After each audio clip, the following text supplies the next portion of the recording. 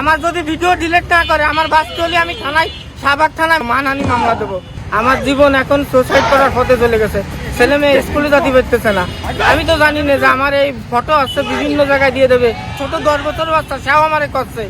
এই যে আপনি ভিক্ষা করতেছেন ঢাকায়, আমি একদিন ভিক্ষা চালায় আসতেছি, আসলেই এক চাচা বলতেছে, চাচা আপনি কি মেসে থাকেন না ফ্যামিলি নিয়ে থাকেন? তা আমি বলতেছি যে বাবা আমি তো ফ্যামিলি নিয়ে থাকি, আমার দুটো ছেলে মেয়ে আছে, আপনার চাচি আছে, বাসায় আমরা 4 জন মানুষ। আচ্ছা ঠিক আছে, আপনারা বাজার করে দিলে আপনি কি বাজারটা নেবেন?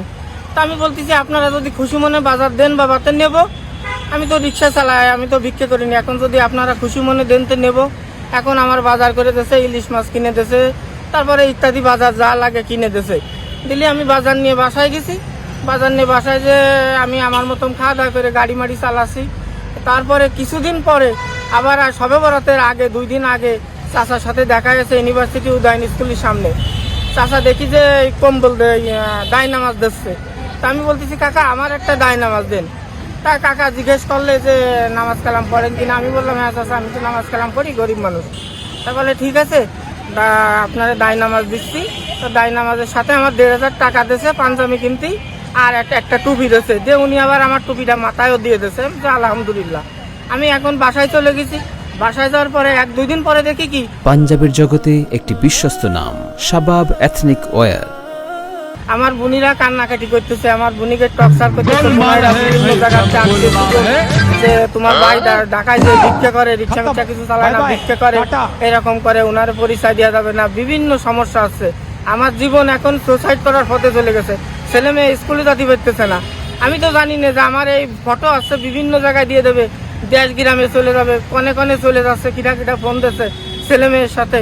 এখন আমি বাসা বড় দায় গেছে। পরে চাচার সাথে আমি ভয়েস দিছি, চাচারে কথা বলেছি যে চাচা আমার ভিডিওটা আপনি কাটে দেন দয়া করে, কাকা আমার বোনিকে জীবন নিয়ে টানাটানি আছে। কাকা বলে ও তো ইচ্ছে করলে কাটা যায় না, ঠিক আছে দেখ। মানে পরে আবার ভয়েস দিছি যে কাকা আপনি দয়া করে আমার ভিডিওটা কাটে দেন।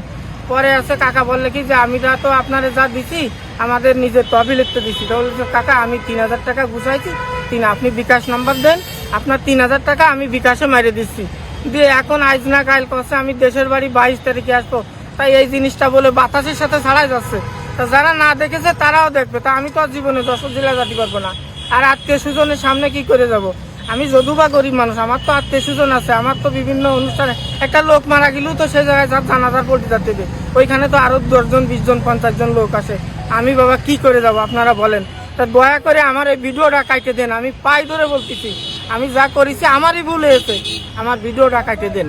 আমরা আবার বলেছি যে তা বিকাশ নাম্বার দেন, বিকাশ নাম্বার দেন। তা এখন আর সে কোনো দিচ্ছে না, অ্যাপ্লাই করতেছে না। আমি একজনকে দিয়ে মেসেজ দিচ্ছি, ভয়েস দিচ্ছি, সে দেখতেছে না। এখন আমি যদি না বাঁচি তা আমার তো পরিবার তো সব কাছে চলো শাহবাগে যাব, মামলা করব।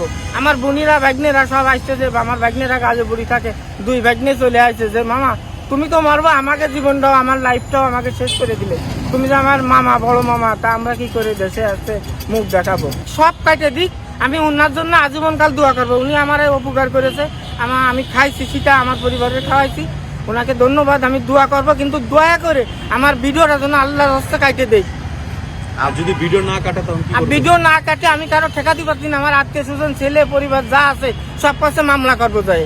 আমি বলতেছি না, উনি ভালো মানুষ, আমার উপকার করেছে, ওনারা আমি জানাই, তারপরে ডিসিশন নিয়ে তো। আপনি তো জানাইছেন ভিডিও তো ডিলিট করতে। এখন আপনাদের মাধ্যমে আমি জানাচ্ছি, আপনাদের কাছে অনুরোধ, আমারে বাঁচান আপনারা। কাকা আপনি আমার ভিডিওটা ডিলিট করে দেন, আজকের ভিতরে আমার ভিডিওটা দয়া করে ডিলিট করে দেন। আমি আপনার হাতে পায়ে ধরে বলতেছি, আপনি আমার উপকার করেছেন, ভালো হয়েছে। আমি এই পর্যন্ত আইছি আমার জীবন বাঁচাতে, আমি এত দূর আসতাম না। আমি ঘরে বসে বসে আপনার কাছে ভয়েস দিছি, ঘরে বসে বসে SMS দিছি। এখন আজকে আমার জীবন নিয়ে টানাটানি গেছে, আমার এক প্রকার দিয়ালে পিঠ থেকে গেছে বলে আমি এইখানে আইছি। আইসা ইনাদেরকে হাতে পায়ে ধরতেছে, বাবা তোমরা আমারে বাঁচাও। আমার যদি ভিডিও ডিলিট না করে আমার বাঁচতে হলে আমি থানায় শাহবাগ থানায় মামলা দেবো, মানহানি মামলা দেবো। কারণ এই প্রতি মুহূর্তে চলে যাচ্ছে, যে ছোট 10 বছর বাচ্চা সেও আমারে